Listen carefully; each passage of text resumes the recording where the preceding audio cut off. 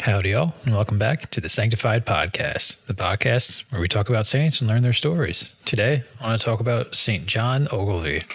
Now, John was born in 1579 in Scotland, and he was part of a noble family. He was raised as a Calvinist and was sent to school in continental Europe, likely Germany or France. And while in school, the debates between Calvinists and Catholics were very compelling for him, and so he did his research on Catholicism since he already understood Calvinism, being a Calvinist. And after this, he decided to do his own research, and John was drawn to the stories of martyrs in the Catholic Church specifically. As a result, in 1596, John decided to convert. As John studied his new faith, he was drawn to the Jesuits. In 1600, he joined the Jesuits in Olmütz, and in 1610, he was ordained into priesthood. Immediately, he wanted to return to Scotland and try to spread his faith, but every recent mission there ended terribly. Like, the people were killed or it was just an utter failure, and there was just no success while he attempted to pursue that. Nobody would send him.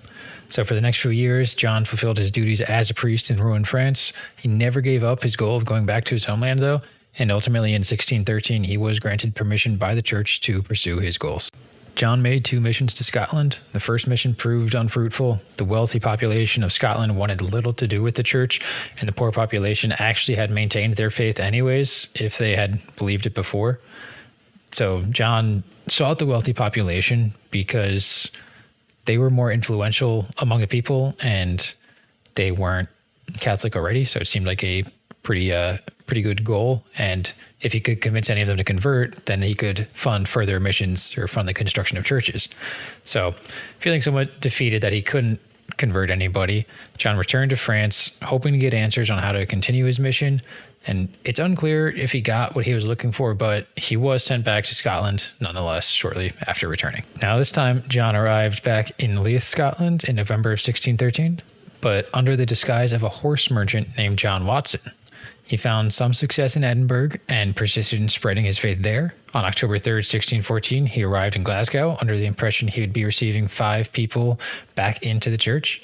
Well, that was the case for 4 people, but not for one of them. Adam Boyd had no intention to follow John's faith. Instead, Boyd reported John to the Protestant archbishop. Now, this is the kind of interesting part. The archbishop and Boyd had devised a plan to capture John in hopes he would betray other members of the Catholic Church. John was to meet Boyd at a meeting spot to become a member of the church, but instead John was surrounded by men from the archbishop. He was escorted back to the archbishop, and the archbishop then hit him in the face, and John's captors beat him. He was imprisoned, and he was to be interrogated.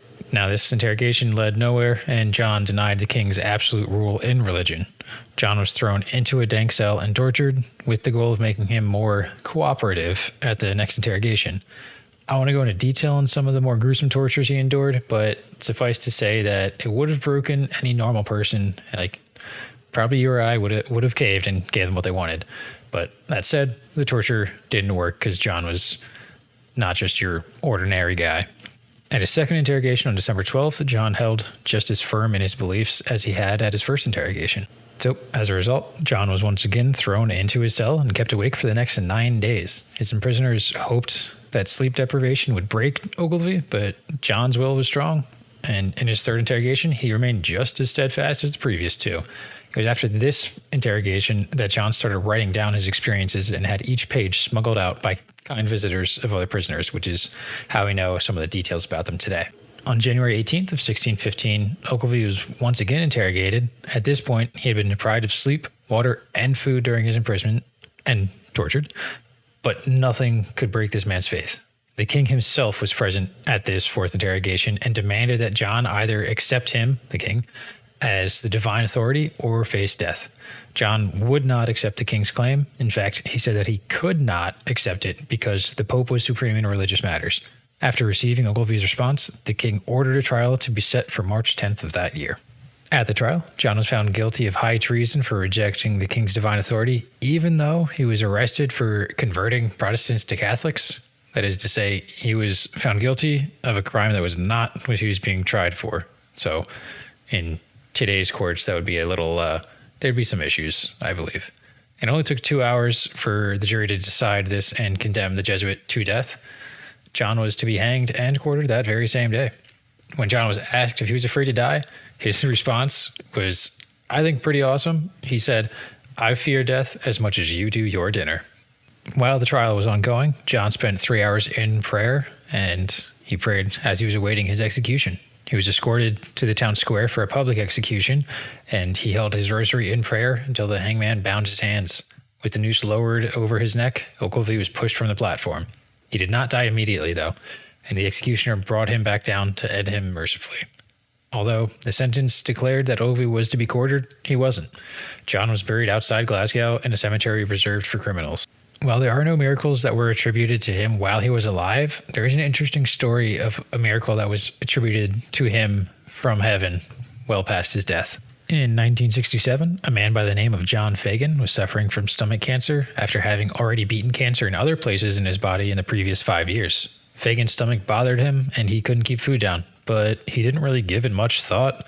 And after waiting was probably a little too long, he visited a doctor and was wondering why he had trouble eating. And that's when he learned that his cancer had returned and it returned to a new place.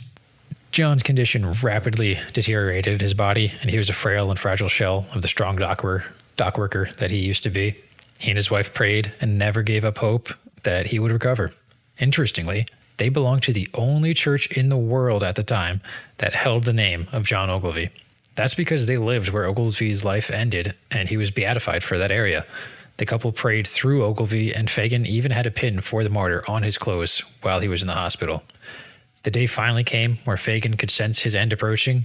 He prepared for death with his last rites, and his wife Mary stayed faithfully by his side. John uttered the words, "I'm going, doctor," and everybody believed that these would be his last words. Mary held an all-night vigil in his room, and in the morning, John had no heartbeat and he was pronounced dead. The doctor was in another room preparing to sign the death certificate when all of a sudden, Mary heard the words, "Mary, I'm hungry. Mary, I feel so different." Shocked, Mary looked up to see her husband awake and clearly alive. The doctor returned and couldn't believe himself. He was not a religious man, but even he could only call it a miracle. They ran tests, and there was no trace of cancer left in John Fagan's body. He was totally cured. Now, there had been efforts to canonize John Ogilvie into sainthood in the past, but nothing proved successful. Now, because of John Fagan, there was a reason to canonize the martyr. The pastor of the Church of John Ogilvie in Glasgow requested that the Vatican investigate to finally grant John Ogilvie the status he deserved.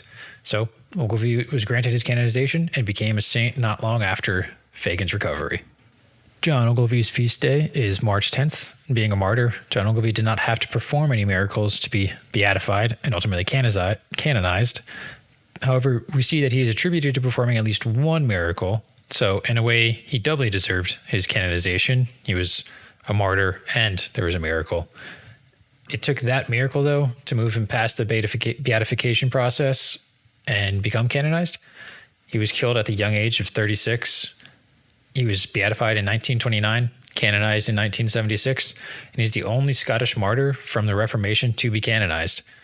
I had trouble finding anything that mentioned what he's the patron saint of, so I'm assuming he's a saint who hasn't been officially granted that, which is possible. I kind of learned that for the first time here too. But I would not be surprised if he becomes the patron saint for Glasgow, maybe, like where he died and where his miracle occurred, or with patron saint of some connection to cancer or healing or something in that area. Now, this was a shorter episode, and there's not a whole lot to his story, but I just thought it was a pretty neat little, probably unknown saint, and that's what I want this podcast to be about. I want to cover these kind of random guys, not just the ones everybody knows. So, as always, if you found anything interesting or if you want to talk about it, I always encourage conversation in the comments with those around you. If you have anything you want to share, feel free to share it. And I hope you have a wonderful day.